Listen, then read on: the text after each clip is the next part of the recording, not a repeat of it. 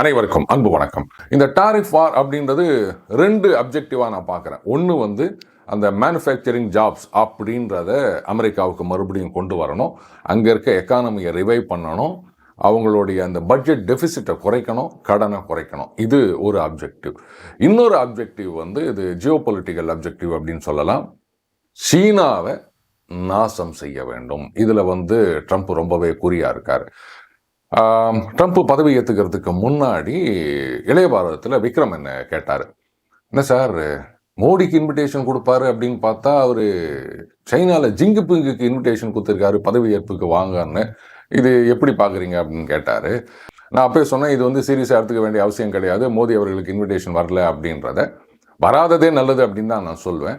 And ஜிங்குபிங்குக்கு கொடுத்த இன்விடேஷனை வந்து நான் ஒரு ஸ்ட்ராட்டஜியாக தான் பார்க்குறேன். இந்த பாருப்பா, நான் வந்து ஃப்ரெண்ட்லியாக போகணும்னு தான் நினச்சேன், நீங்கள் வந்து அந்த நட்பு கரத்தை ஏற்றுக்கொள்ளவில்லை, அதனால் நான் உங்களை அடின்னு அடிக்க போகிறேன் அப்படின்றதுக்கான ஒரு பிளானாகவும் இருக்கலாம் அப்படின்னு, அதுதான் இன்றைக்கி நம்ம கண்ணு முன்னாடி நடந்துட்டுருக்கு நண்பர்களே.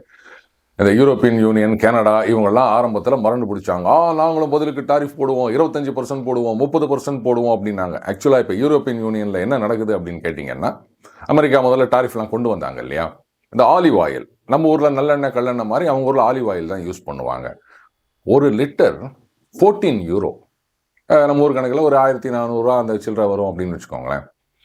இப்போது அங்கே இருக்கிற அந்த ஆலிவ் ஆயில் உற்பத்தியாளர்கள், விற்பனையாளர்கள் அவங்கெல்லாம் புலம்பிட்டு இருக்காங்க, அவங்க நாட்டு அரசாங்கங்களை கழுவி ஊற்றி நிற்கிறாங்க. ஏன்னா அங்கே விற்கிறது கொஞ்சம் அமௌண்ட்டு தான், நிறைய எக்ஸ்போர்ட் அமெரிக்காவுக்கு போகுது. இப்போ டேக்ஸ் போட்டுட்டதுனால அமெரிக்காவில் யாரும் அதை இம்போர்ட் பண்ண மாட்டாங்க, உள்ளூரில் தான் விற்றானோ.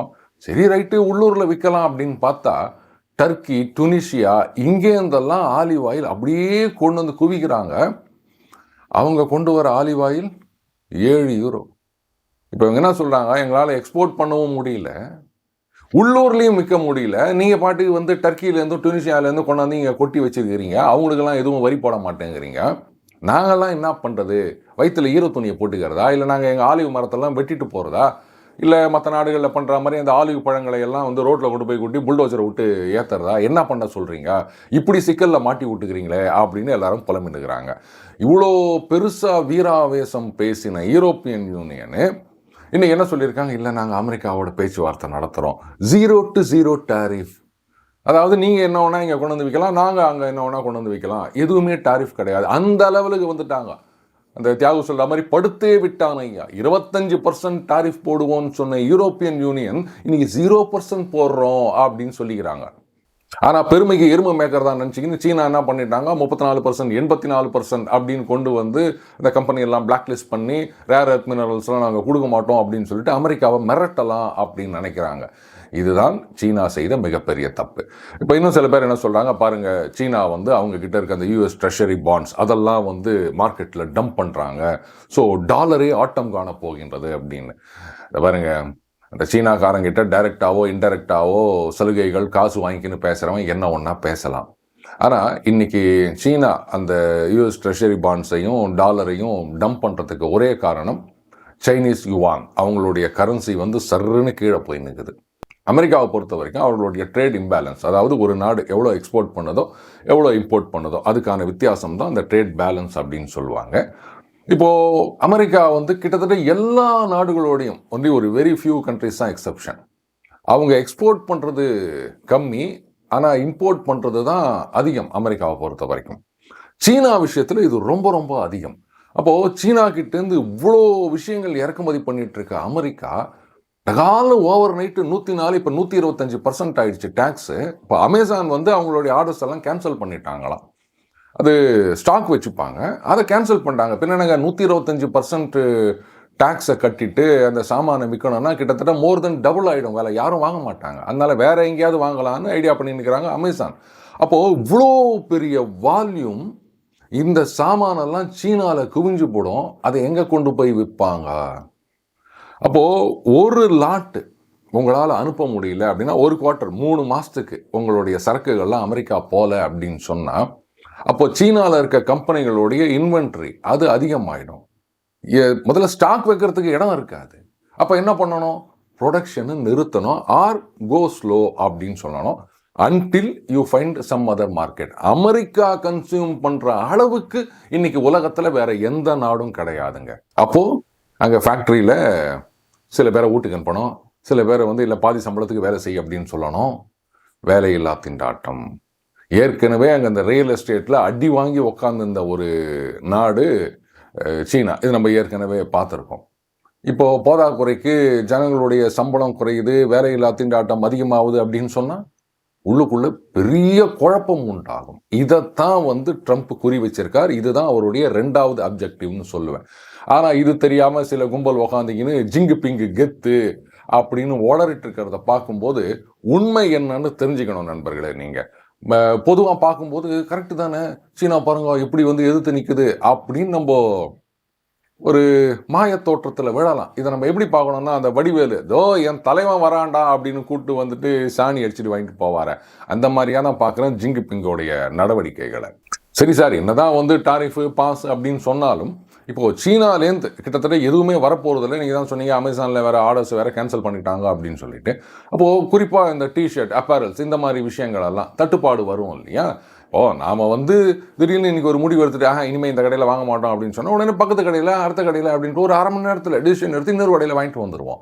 ஆனால் இந்த வேர்ல்டு ட்ரேட் அப்படின்னும் போது அமெரிக்கா இப்போ சைனீஸ் ஆர்டர்ஸ் எல்லாம் கேன்சல் பண்ணிட்டாங்க அப்படின்னு சொன்னால் அப்போ இனிமேல் வேறொரு நாட்டை தேர்ந்தெடுத்து அங்கே கம்பெனியோட பேச்சுவார்த்தை நடத்தி ஆர்டர்ஸ் கொடுத்து அதை ப்ராசஸ் பண்ணி ஃபினிஷ்டு ப்ராடக்ட் போகிறதுக்கே கிட்டத்தட்ட 3 மாதம் ஆகும் மினிமம். நான் சொல்கிறது இப்போ இந்த ஆர்டர்ஸ்லாம் வந்து இந்தியாவுக்கு வருவதற்கு ஏராளமான வாய்ப்புகள் இருக்குது. ஏன்னா பங்களாதேஷ் அவங்களே சொந்த காசில் சூனியை வச்சுக்கினாங்க. இனிமேல் அங்கே யாரும் போகிறது கிடையாது.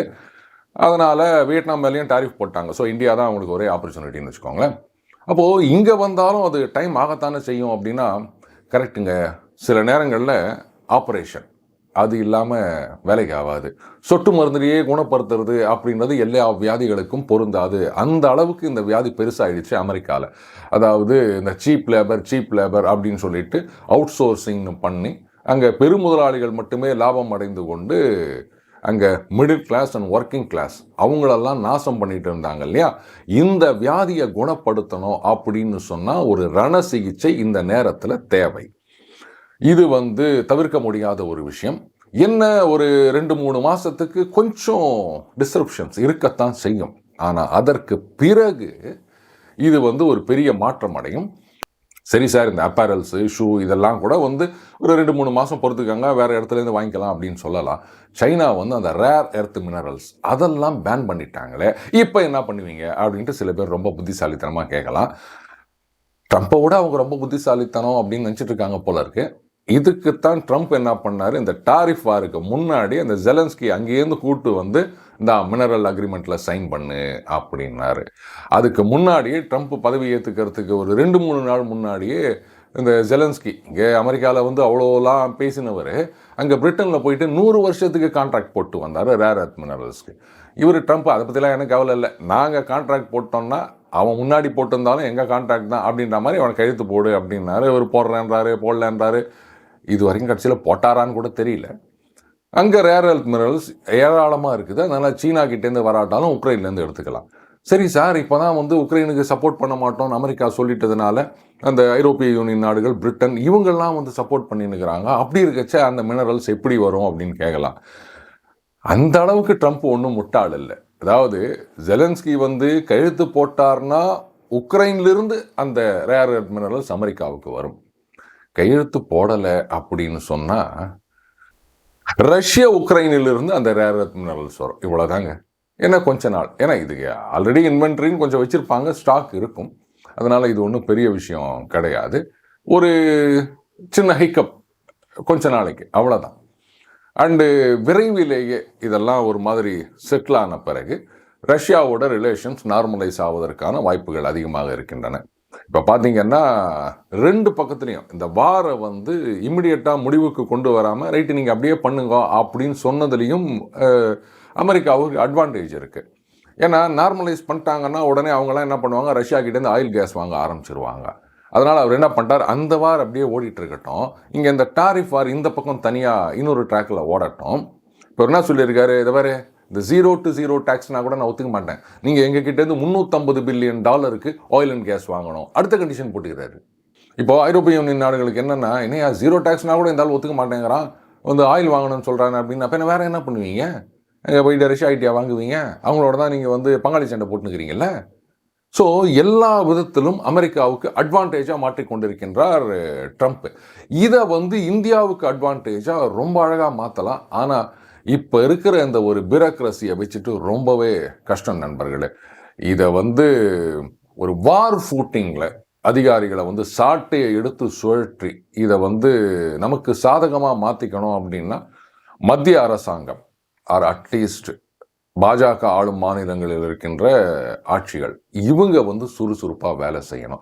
எதெல்லாம் நமக்கு ஆப்பர்ச்சுனிட்டி இருக்குது அப்படின்னு பார்த்து அந்த வழக்கம் போல் அந்த ரெட் டேப் பியூரோக்ரஸி இதையெல்லாம் ஒழிச்சு கட்டி வாங்க, கேஸ் பை கேஸ் பேசிஸ் ஒவ்வொரு இண்டஸ்ட்ரியாக எங்கெங்கெல்லாம் அவங்களுக்கு பிரச்சனை இருக்குது அப்படின்னு பார்த்து டகான ஒரு ஆள் அனுப்பி வாங்க, நாங்கள் இங்கே வச்சுக்கிறோம், நீங்கள் இதை எடுத்துக்காங்க அப்படின்னு குயிக் ப்ராசஸ் பண்ணோம் அப்படின்னு சொன்னால் ஒரு பக்கம் சீனா அடி வாங்கி நாசமாகி கொண்டிருக்கின்றது. அதே சமயத்தில் அந்த ஆப்பர்ச்சுனிட்டியை நாம் எடுத்துகிட்டு மேலே வரோம் அப்படின்னு சொல்லும்போது அந்த வளர்ச்சி அப்படின்றது கண்ணாபின்னான்னு இருக்க போகுது.